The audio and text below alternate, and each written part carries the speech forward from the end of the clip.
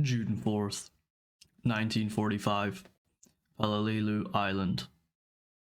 An Allied plane crashes down onto the airfield.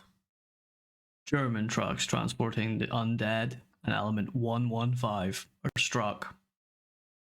This releases a horror unimaginable. There are 4 survivors, beaten, bruised, and broken from the crash. They awaken.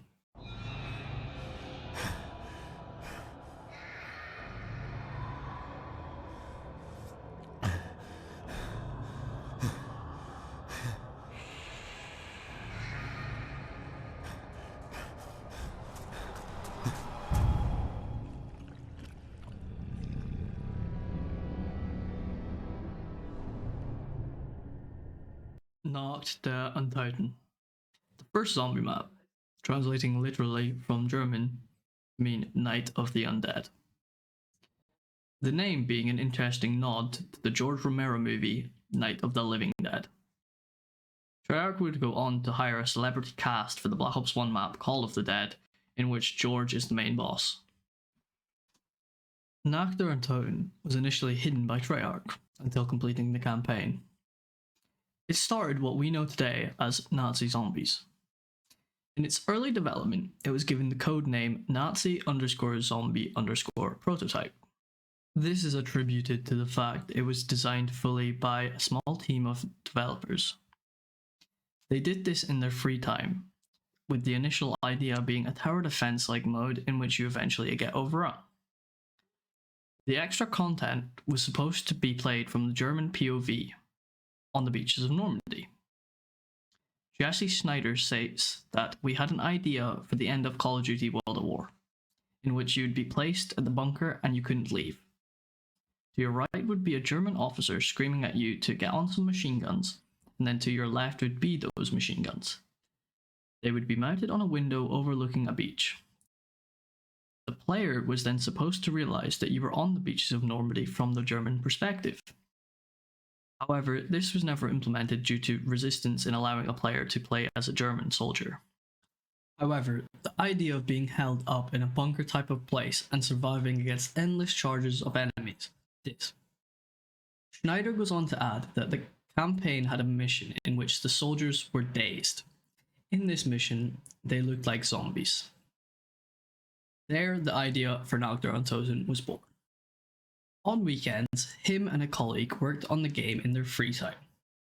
They did this whilst also working 60-hour weeks. The prototype eventually became polished enough so as to fully flesh out the player experience. It was hard, but it was made hard on purpose. A quote from Jerry Schneider states that we wanted 10 to be the tipping point, with 20 being the point at which if anyone makes a mistake, the game ends.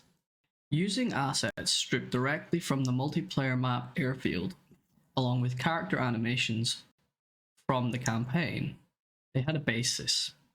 They worked alongside the help of many others to add features such as the mystery box, rebuilding barricades, and power-ups. The map itself contains 3 rooms: spawn room, second floor, and help room. Interestingly, on the help door, the word help is unfinished and instead signifies a single word: hell. The help room contains the only real resource you are provided with to survive: the mystery box, and within that, the first wonder weapon, an alien pistol known as the ray gun. Upstairs, a cabinet containing a scoped car sniper rifle.